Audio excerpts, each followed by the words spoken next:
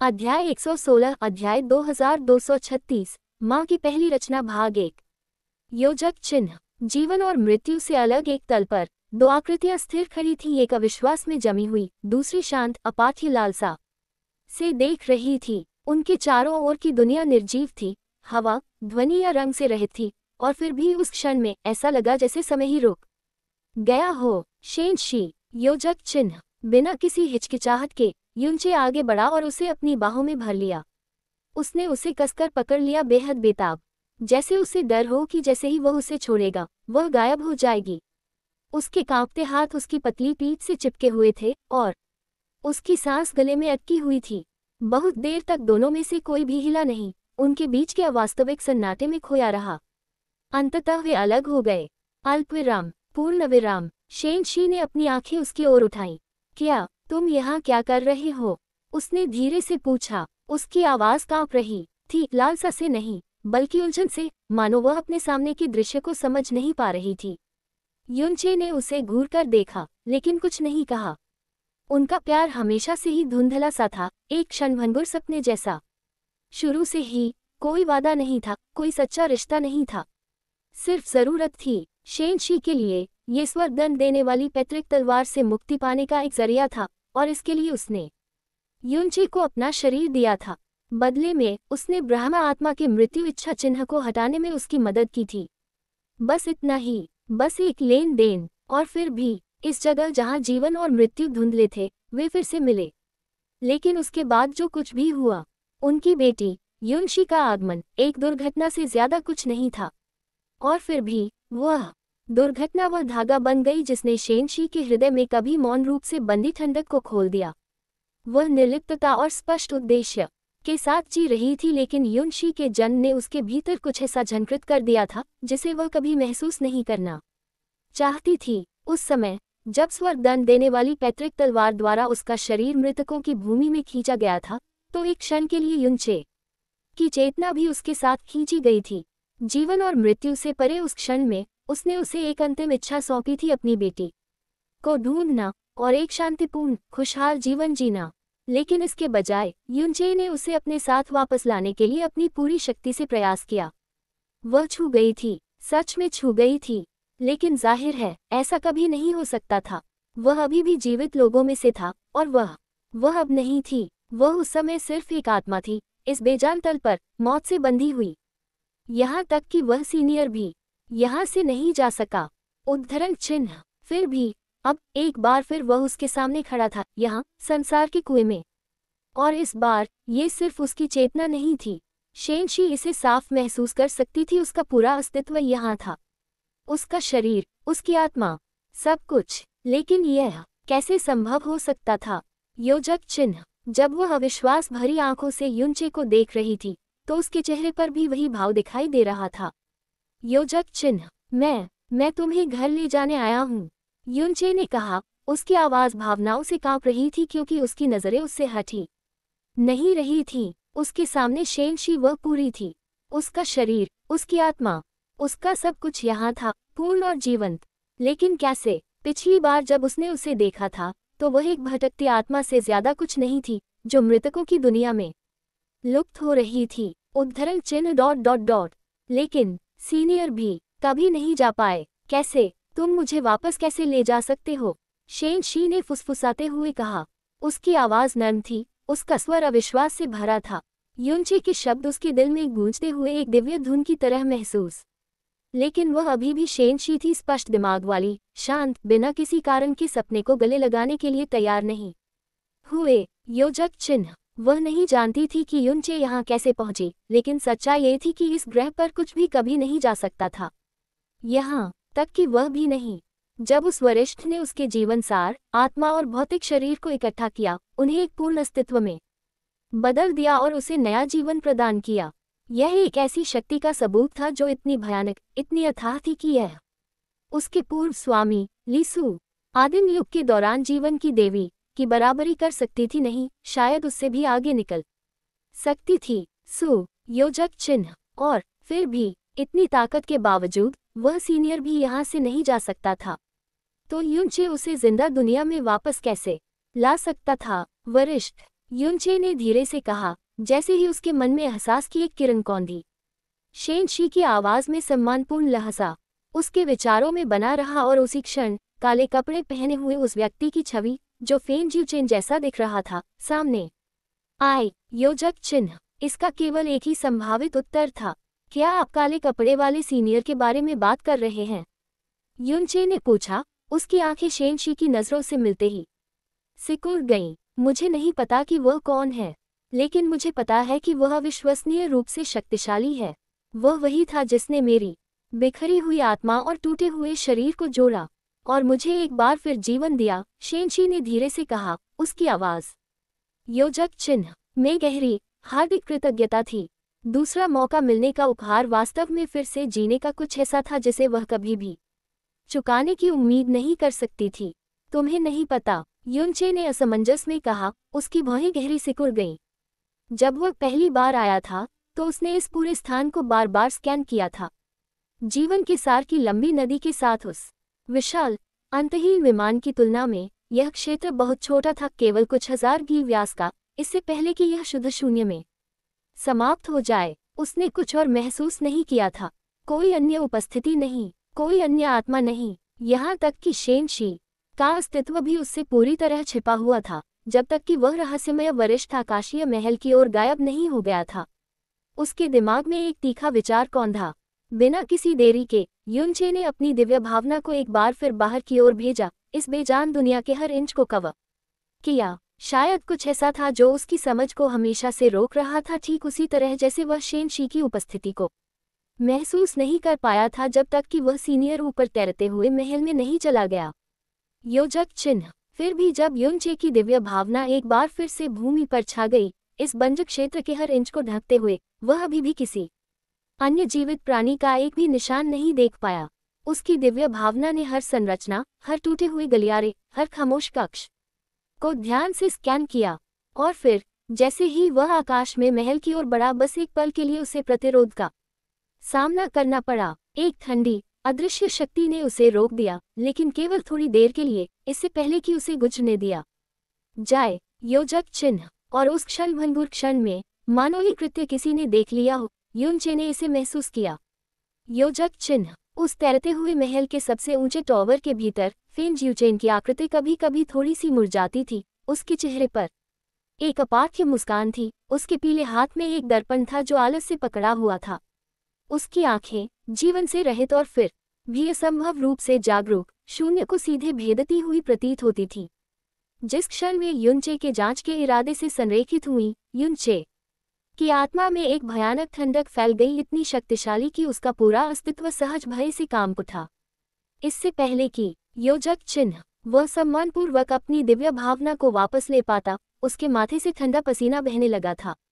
लेकिन उसे मौका नहीं मिला। मत देखो, मत देखो। शेनशी की भयभीत आवाज उसके बगल में गूंजी जब उसने आगे बढ़कर उसे जोर से हिलाया, जिससे वह होश में आ गया। उसका चेहरा, जो आमतौर पर चांदनी समुद्र की तरह शांत रहता था, अब रंगहीन हो गया था। उसके चेहरे पर एक ऐसा डर था जो उसने पहले कभी नहीं देखा था। तुम सीनियर को देखोगे, उसने फुसफुसाते हुए कहा। उसकी आवाज कांप रही थी, जैसे कि उसकी मौजूदगी को जोर से बोलना भी विनाश को आमंत्रित कर रहा हो। उसके हाथ अभी भी उसके हाथ को कसकर पकड़े हुए थे, उसके नाखून उसकी त्वचा में गड़े हुए थे। उस महल में झांकने की उसकी साधारण कोशिश ने ही उसकी ईश्वरीय आत्मा को लगभग ध्वस्त कर दिया था, और उसके डरने का कारण भी था। योजक चिन्ह ग्रेटर दैन। आदिम नीला ड्रैगन भगवान की बेटी के रूप में अपने पिता, अपने कबीले और बाद में अपने पूज्य गुरु ली सुओ स्वयं जीवन की देवी की चौकस निगाहों के नीचे पली बड़ी शेनशी की साधना बहुत पहले ही सच्चे देव क्षेत्र के शिखर पर पहुंच चुकी थी। उसने स्वर्गीय नियमों में भी महारत हासिल करना शुरू कर दिया था और प्राचीन सच्चे देवताओं के क्षेत्र में प्रवेश की दहलीज पार कर ली थी। फिर भी इतना सब होने के बावजूद, जब उसने पहली बार उस आत्मा को देखने की कोशिश की जिसने उसे बचाया था, उस वरिष्ठ को देखने की कोशिश की जिसने उसके टूटे हुए शरीर और आत्मा का पुनर्निर्माण किया था, तो उसने खुद को असमर्थ पाया। उसका पूरा अस्तित्व कांप उठा। उसकी आत्मा लगभग चकनाचूर हो गई। वह आदमी कोई ऐसा व्यक्ति नहीं था जिसे नश्वर, देवता या शैतान हल्के से देख सके। उसकी दिव्य आत्मा, उसकी इच्छा शक्ति, यहाँ तक कि उसके अस्तित्व की नींव भी उस आदमी की मौजूदगी से लगभग ढह गई थी। योजक चिन्ह। यही कारण था कि वह घबरा गई थी, इसीलिए उसने इतनी तीखी प्रतिक्रिया की। वह डरी हुई थी कि खतरे से अनजान युनचे फिर से उस उपस्थिति को भड़का देगा और बिना जाने ही मर जाएगा। दुर्भाग्यवश उसकी हताश प्रतिक्रिया ने युनचे की उलझन को और भी गहरा कर दिया। उसकी आंखों में उलझन देखकर शेनशी ने खुद को स्थिर करने के लिए एक सांस ली, हालांकि उसकी आवाज अभी भी कांप रही थी। मेरी हिम्मत नहीं है सीनियर को देखने की, उसने धीरे से कहा। उसकी आंखें नीचे झुकी हुई थीं। उसकी दिव्य आभा को महसूस करते ही मैं डर से भर गई। ऐसा लगा जैसे मेरी आत्मा मेरे शरीर से अलग होकर धूल में मिल जाएगी। उसने धीरे से अपना सिर हिलाया। उसके हाथ अभी भी उसकी आस्तीन से चिपके हुए थे, जैसे कि वह उस याद से खुद को दूर रखना चाहती हो। मुझे ये भी नहीं पता कि वह कैसा दिखता है। मैंने उसे कभी ठीक से नहीं देखा। लेकिन वह रुकी। उसकी नज़रें नर्म पड़ गई जब उसने युनचे की आंखों में देखा। मुझे यकीन है वह एक दयालु व्यक्ति है। उसने मुझे बचाया, मुझे मेरा शरीर और आत्मा वापस दी, मुझे दूसरा जीवन दिया। योजक चिन्ह। अंत में उसकी आवाज धीमी हो गई। उसमें सच्ची कृतज्ञता की झलक थी, लेकिन साथ ही एक ऐसा भाव भी था जिसे युनचे ठीक से समझ नहीं पाया। विस्मय जैसा कुछ, और श्रद्धा के कहीं ज्यादा करीब कुछ। उद्धरण चिन्ह डॉट डॉट डॉट डॉट उद्धरण चिन्ह डॉट। युनचे की आत्मा के सबसे गहरे कोने में ली सू मौन अविचल रही। उसकी उपस्थिति दिव्य ऊर्जा की परतों के नीचे छिपी हुई थी। उसने अपने शिष्य की आवाज सुनी, एक ऐसी आवाज जो उसने अनगिनत वर्षों से नहीं सुनी थी। अभी किसी भी चीज से ज्यादा वो उभरने, आगे बढ़ने और उस व्यक्ति से फिर से जुड़ने के लिए तरस रही थी जिसे उसने कभी व्यक्तिगत रूप से निर्देशित किया था। फिर भी वह ऐसा नहीं कर सकी। इसलिए नहीं कि वह नहीं चाहती थी, बल्कि इसलिए कि वह सचमुच ऐसा नहीं कर सकती थी। उसकी आत्मा में समाया हुआ भय, उसके अस्तित्व में जड़ जमा चुका भय, ये साधारण आशंका से कहीं आगे तक पहुंच गया था। यह एक सहज भय था जो भावनाओं से नहीं, बल्कि उन मूलभूत नियमों से पैदा हुआ था जो उसे परिभाषित करते थे। काले कपड़ों में वो आदमी जिसने उसे इतनी सहजता से छोटी बहन कहा था, उसे उसकी कोई याद नहीं थी। बीते हुए आदिम युग की उसकी विशाल यादों में उसके अस्तित्व का एक अंश भी नहीं, एक संकेत भी नहीं।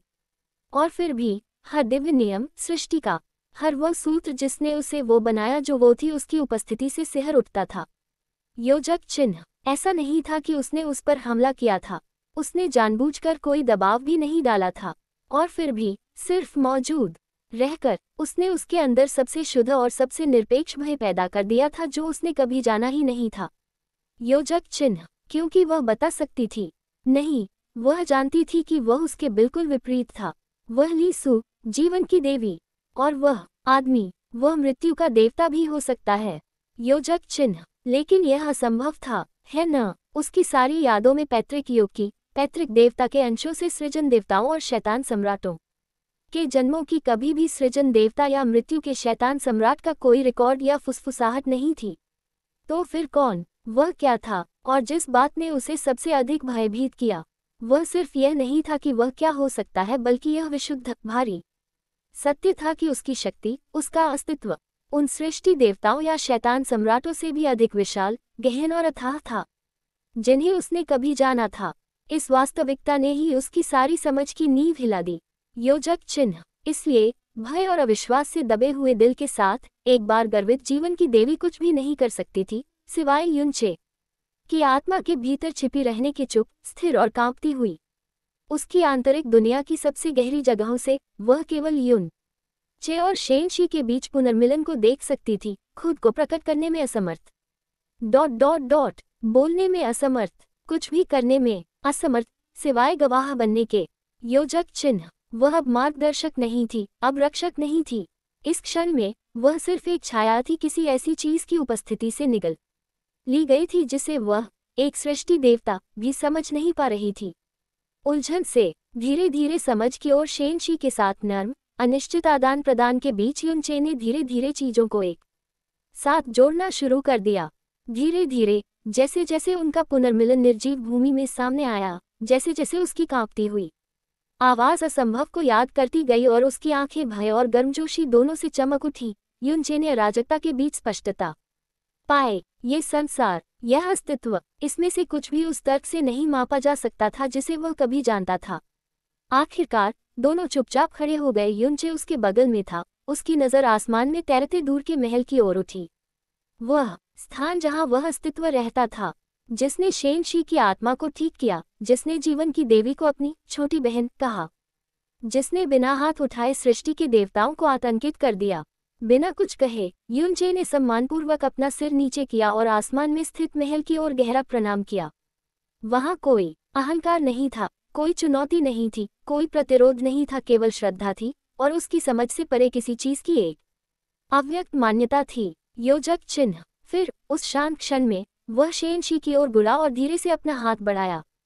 उसने बिना कुछ कहे उसका हाथ थाम लिया और दोनों एक साथ कदम दर कदम बेजान दुनिया में चलने लगे। दोनों बहुत देर तक चलते रहे और अपने रास्ते के उस कालातीत हिस्से में उन्होंने हर उस चीज के बारे में बात की जो उनके अलग होने के बाद से हुई थी।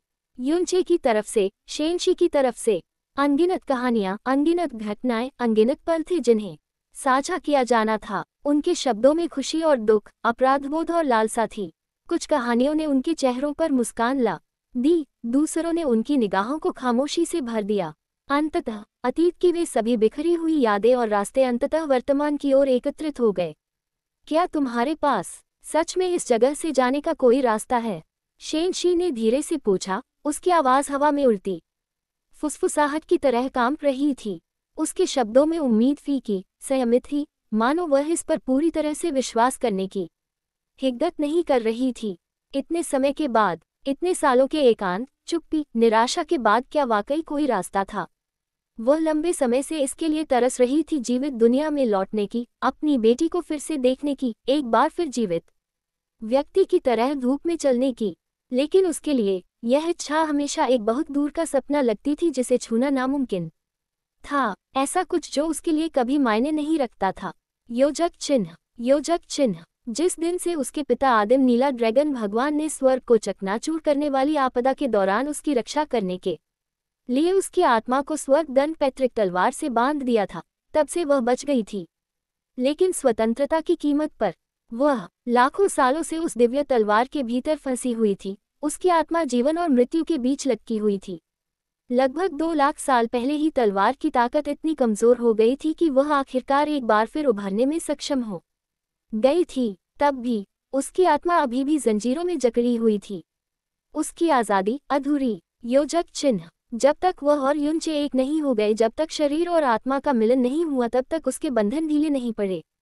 योजक चिन्ह। उसके अभिशाप के अंतिम अवशेष खुलने शुरू नहीं हुए और पहली बार सच्ची स्वतंत्रता की आशा उसके दिल की गहराई में टिमटिमाने लगी। लेकिन युनचे की वजह से और उनकी बेटी के अस्तित्व की वजह से शेनशी, जो हमेशा के लिए स्वर्ग दंड पैतृक तलवार से बंधी हुई थी, को इसकी घटती शक्ति का लाभ उठाने के लिए मजबूर होना पड़ा। अपनी बेटी की आत्मा और उसके खंडित जीवन सार को वापस लाने के लिए उसने स्वेच्छा से अपनी दिव्य आत्मा के बचे हुए हिस्से को तलवार में डाल दिया, जिससे उसकी पहले से ही कमजोर स्थिति और कमजोर हो गई।